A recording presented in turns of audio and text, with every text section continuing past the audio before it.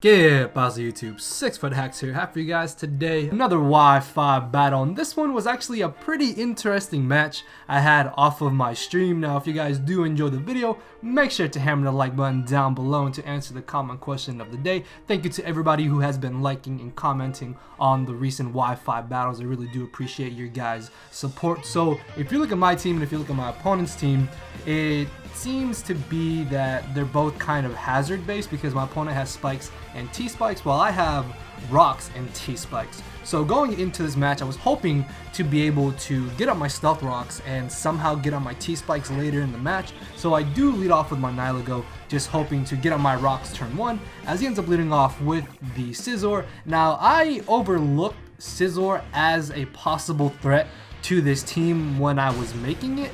So it didn't click in my mind that he would just stay in turn 1 against me and go straight for the Swords Dance, because I thought that maybe he would be fearing me going for the potential hidden power fire, which I have seen some Nilago carry. But no, this man straight sets up a Swords Dance, and now this is a slight problem because I don't exactly have anything on my team that wants to switch into a +2 bullet punch. Not even Starmie here. This is max HP Starmie, and that bullet punch almost did 50% of my HP, which is crazy.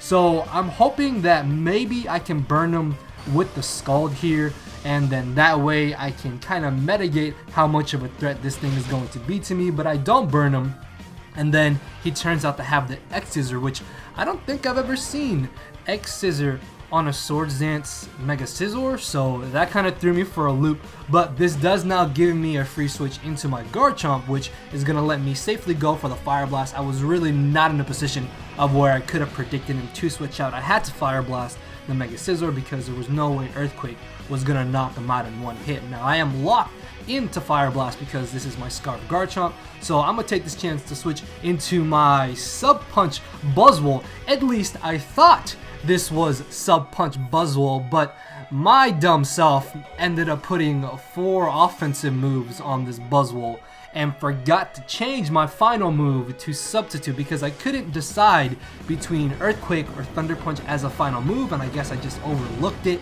and I put both by accident. So here I would have been able to get up a 100% free Substitute because there was no way Toxapex was going to break my Substitute, and then I would have been able to be behind a sub against this Decidueye, which I'm fearing may have the Brave Bird. So I'm going to switch out into one of my best switch-ins to a Brave Bird, which is my Magearna. In hindsight, I guess I could have switched into my Nilago, but I was hoping that maybe my Sash being intact later in the game would come to help me out. But he does just end up going for the Defog, and then it turns out that he's actually faster than me, which is really good because now I'm going to be able to get switch momentum here because I will be going after him, and I did indeed go for the Volt Switch as he ends up bringing in the Toxapex, probably expecting me to go for something like HP Fire, Flash Cannon, or even the Floral Cannon, but no, Volt Switching there was definitely my better play because now I can Volt Switch into my Buzzwole, which will be able to pressure this Toxapex and hopefully force him out, and that is exactly what happens as he ends up bringing in the Decidueye because he's already gone for Defog and U-Turn. I'm very positive that he doesn't have the Brave Bird because I don't typically see Brave Bird plus Defog Decidueye, and they almost all the times carry Spirit Shackle, and then their final move is either Sucker Punch or Leaf Blade. Well, I guess you could have Brave Bird, but just I've never seen it. I think I've seen it like once or twice, but not to the point where I'm worried here. So I do stay in confident in the fact that he doesn't have the Brave Bird, and I will be able to go for the Leech Life and cleanly 2-hit KO this Decidueye. I could have got up a Substitute, man. Just if I had Substitute on my Buzzwole, this would have been so much easier of a game for me to do because Buzzwole is such a huge threat to my opponent's team that he really has no safe switch-ins to it. So he's going to U-turn on now into his Toxapex, and I did predict this because I was very positive he wouldn't stay in to try and roost off the damage from Leech Life because eventually I would have been able to crit him or beat him 1v1. So I do catch the incoming Toxapex, which is really great. I end up getting a crit here, but I still would have been able to 2-hit KO him either way, although this extra little damage may come to play a role later in the match, as you'll see. So he is going to switch out here, as I actually end up going for the Earthquake again on the off chance that he wanted to switch into the Decidueye. But I guess this is where I could have definitely gone for the Thunder Punch, because he doesn't know that I have Thunder Punch. So I would have been able to most likely put this Golisopod in range of its emergency exit, and then that way I could have forced him out. But it's fine, because this turn I will definitely be faster than him if he doesn't go for the first impression. As I do go for the Thunder Punch, he unfortunately has the Citrus Berry, and this is actually really annoying, because he's gonna end up going for a layer of spikes, and I lost my Starmie not even 5 turns into this battle. So I'm already losing the Hazard War, which is really bad for me, because I'm gonna be on the back foot throughout this whole matchup, because he's gonna have spikes up, and until I get my rocks up, then it's not gonna be an even playing field. So I try to go for the Focus Punch, expecting him to want to switch out into anything but this Decidueye. And this is actually a little bit bad, because he can definitely stay in here and try to roost up and maybe try to wear me down with whatever move he wants to go for. As he does try to go for the roost, this is fine. As we saw earlier, Leech Life is an easy to a KO, so I'm really not too concerned about it. It's just I don't want to take that extra unnecessary damage from this Decidueye if I can prevent it.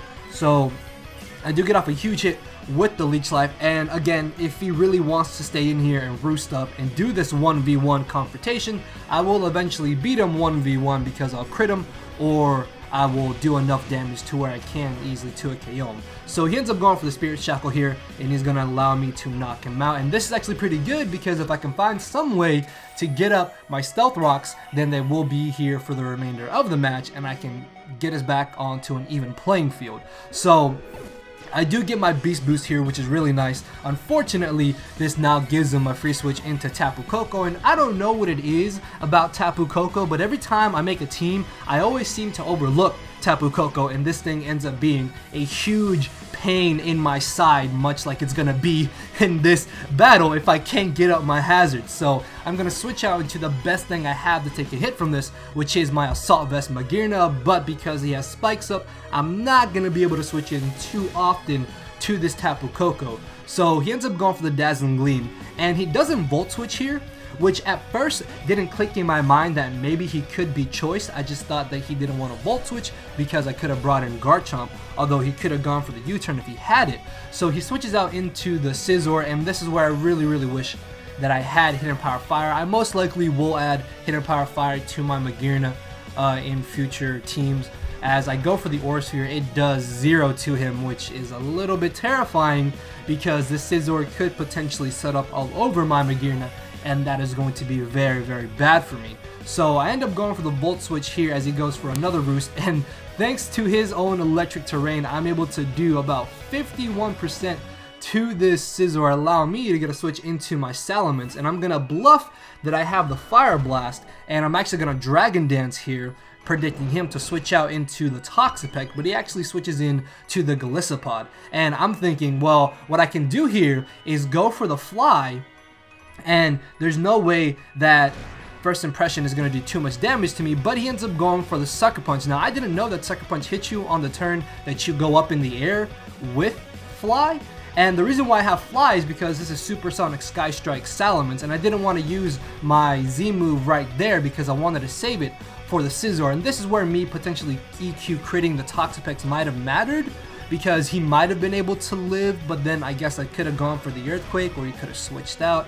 I don't know. I still probably would have been able to knock him out, but just this is where I'm saying the crit might have mattered earlier in the match. Either way though, as he ends up bringing in the Golisopod here, I don't want to take another Sucker Punch, and I don't want to take a First Impression, because I want to save my Ments to potentially get off that Supersonic Sky Strike on the Scizor later in the match. So I do switch back into my giant threat, my client Brock Buzzwole here, as I will be able to go for the Thunder Punch and put him into his emergency exit range, as I get the paralysis here, which was a little bit lucky on my part, because that kind of does play a role later in the match, as he gets a free switch back into this Tapu Koko.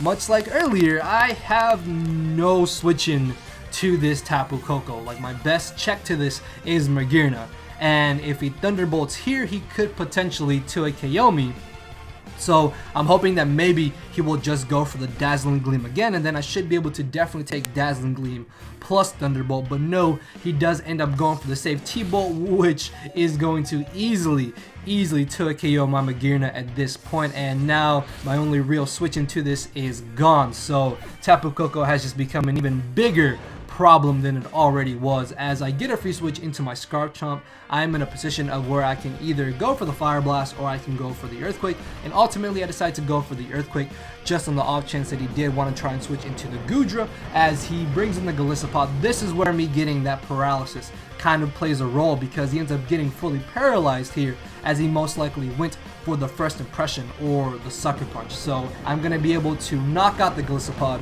while also taking no damage, which is really good for me because I can also live a +2 Bullet Punch from Scizor later in the match on its spread.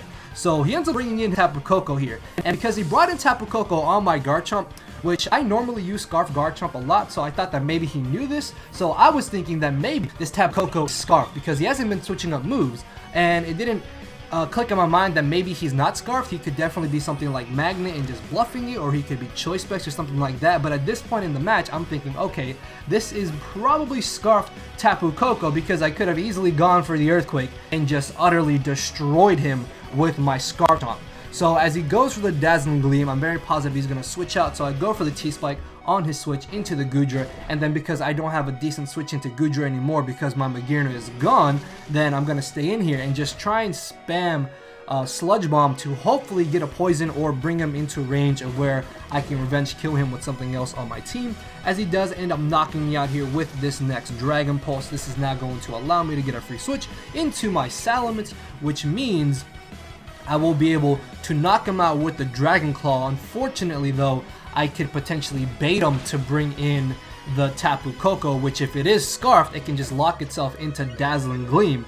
But because he didn't bring in Tapu Koko here, that should have told me he's not Scarfed. He's not Scarfed because he could have just locked himself into Dazzling Gleam, knocked out my Ment, knocked out my Garchomp, and possibly knocked out my Buzzwole. And then much to my surprise, Bullet Punch just clean KOs my Salamence, which is the turn that I tried to go for the Supersonic Sky Strike. And this is where him getting paralyzed with Golisopod matters because I'm able to live the Bullet Punch, and I have to go for the Fire Blast because I don't want to risk Earthquake not knocking him out. And at this point, if he is Scarf Tapu Koko, then he wins the battle. Like, there's nothing I can do. But if he's not Scarf Tapu Koko, what I should do here is switch out into my Buzzwole, sack that off, bring back in my Garchomp, and then I outspeed him if he's not Scarfed. But if he is Scarfed, he wins the game either way, and he turns out to not be Scarfed, and I pretty much choked here. Like, the play was 100% to bring in Buzzwole either way, because if he wasn't Scarfed, I won. If he was Scarfed, I lost. So by leaving in my Garchomp to Fire Blast, then he is able to win, because he knocks out the only Pokemon that I had to outspeed it. And then it turns out that after the battle, he told me he was Choice Specs and not Choice Scarf. It's just him switching in to the Tapu Koko on my Garchomp just really messed me up. And then to rub salt in the wounds, he crits me at the end because of that huge misplay that I made. Either way though, I still thought this was a pretty good battle. Like, I definitely could have won that. Although then again, I did get a little bit lucky with the crit and the Parahacks. Either way though, this was a really good match. This dude is now currently blocked from my channel because he insists on being petty about this match and me not uploading it. But I really hope you guys did enjoy the video. If you did, make sure to hammer the like button down below, guys. With that being said, answer the question of the day. I will be streaming. Actually, I should be streaming by the time this goes up. But either way, hopefully y'all did enjoy, and I will see you all tomorrow. So later, everybody. Cause my brain and heart are both tied in the knot, and this hinders me from crying a lot. This causing me to show no emotion. But when I said I cared, I wasn't joking. But I guess it's too late for me to become broken. For now, I'm living with no more pain, tears of hoping. I'm just coasting. Yeah, I said I'm coasting. No more pain, tears, and hoping. For real.